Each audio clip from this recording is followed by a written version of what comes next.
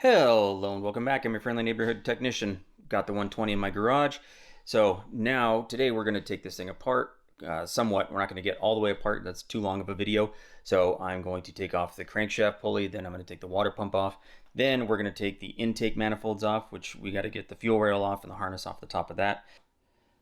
So when this is going back together, I'm going to be going a lot more in depth of how you do things, because right now that's not really possible, because you can see that everything is already taken apart, and this is how it showed up on the pallet. So there's just, unplug the cam magnets, stuff like that. You can even see, like right here, they cut the throttle cable. So needs another some kind of accelerator cable to function properly. So I'm just gonna go through this quickly, and you're gonna have to take off, unplug all your stuff from up here. And then what you're gonna have to do is you're gonna have to then unplug each fuel injector right there, so you can get this plastic cover off. And then once we get the cover off, we'll be able to get to the fuel rail, and then we'll be able to pull that off. To unplug the injectors, you have to get that connector right there and just pinch those metal tabs on the outside and then pull up. Also, if you're doing this on a car that is in working condition and not just a scrap engine, then when you take these off, you're going to want to number it. That's a 1. That's not just a white mark. So you can see down there, somebody has already done this. When I pull it out, there's a 2 on this one. So it's 1, 2, 3, 4, 5, 6, 7, 8, 9, 10, 11, 12.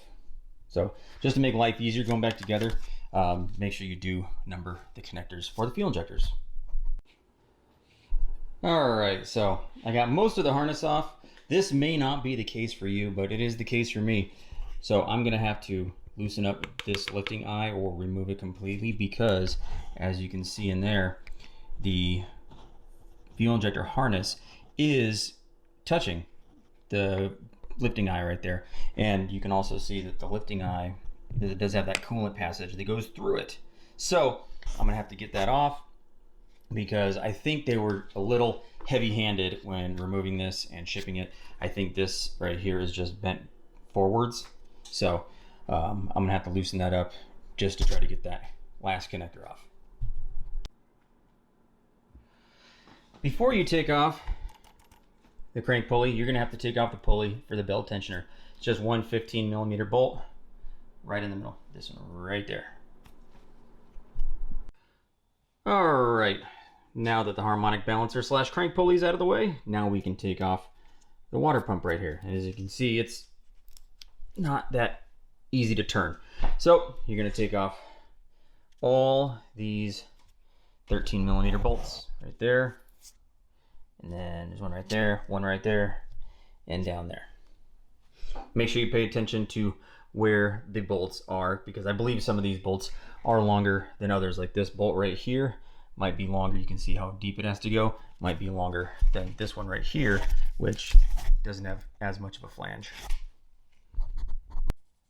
Also, you got to remove this 6mm Allen right there. And these bolts are different. You can see that the ones that are deeper, like this one right here, the bolt is a lot longer than that one. So you're gonna want to make sure you pay attention to where these bolts are and keep them in those places.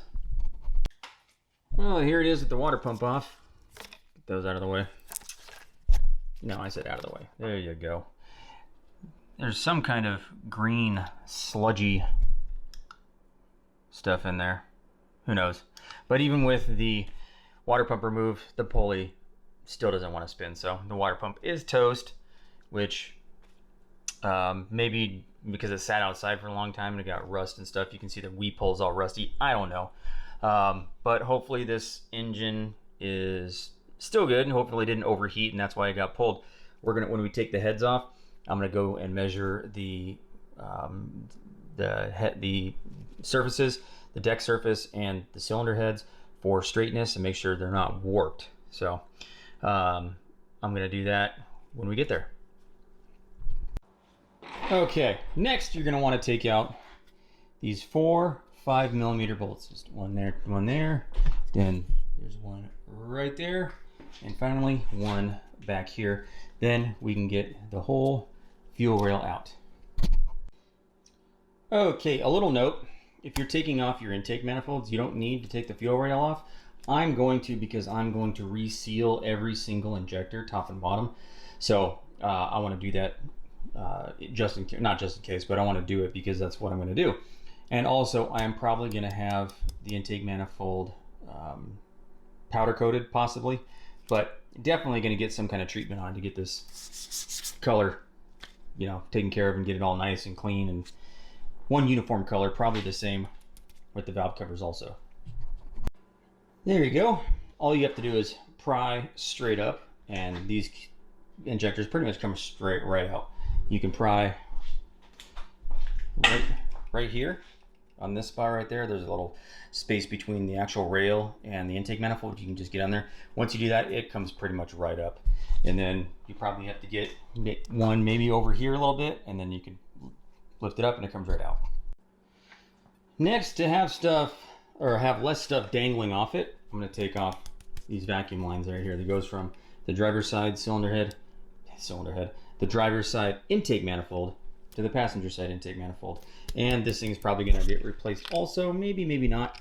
I probably will, just because it has this T right here, and there's probably vacuum diaphragms in there. So I'm probably going to take that and replace it if possible, if it's even made anymore, even if it's even available. Just because this plastic does get really brittle over time. You can see right here where this one has already broken, which went somewhere over here. So I'm going to take that off next. And next I'm going to take the throttle linkage off. Remember that when you're going back together, if you take this apart, this right here has to fit between the cylinder head cover and the plate right here for the throttle linkage, because that's how it needs to route and go down the back of the engine. Next, what you're going to want to do is you're going to want to remove the power steering reservoir, which you can do by prying upwards. You can see those little 3 spots right there.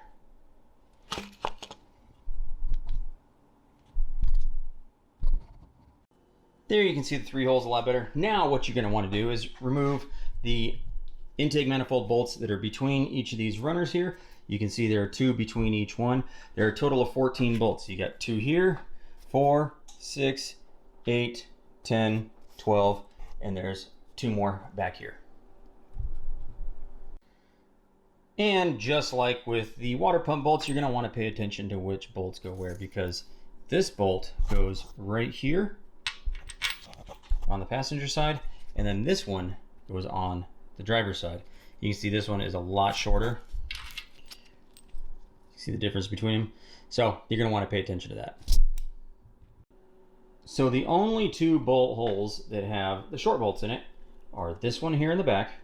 This one helps if you have a long reach 6mm Allen, because it did give you a cutout for getting to that bolt head right there.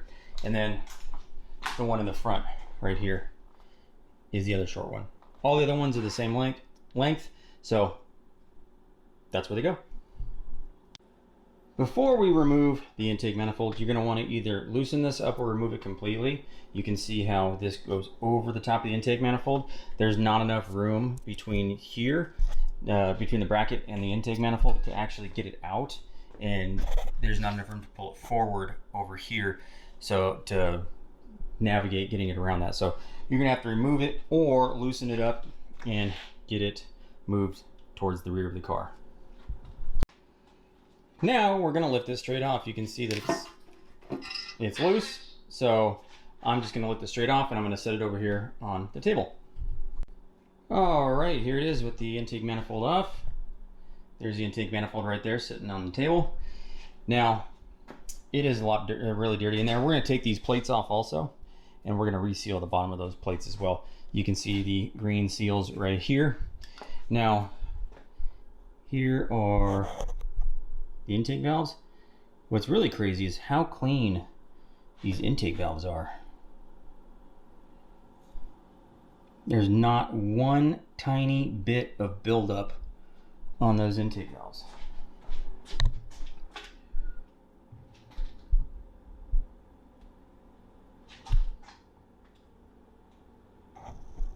I like it. This thing weighs a good 20 or 30 pounds. You know how much lighter that would be if it was made out of carbon fiber? Alrighty, that's it for today. So you can see we got the intake manifold off. Next time we're going to take off everything else on the outside of the engine just so we can get the engine block to bare block on the outside. And then we'll probably take off a valve cover and probably a cylinder head, possibly a cylinder head. We'll find out then. So thank you for watching. Make sure you give me that thumbs up, hit subscribe, and hit the notification icon so you get notifications when I post a new video. Thanks for watching.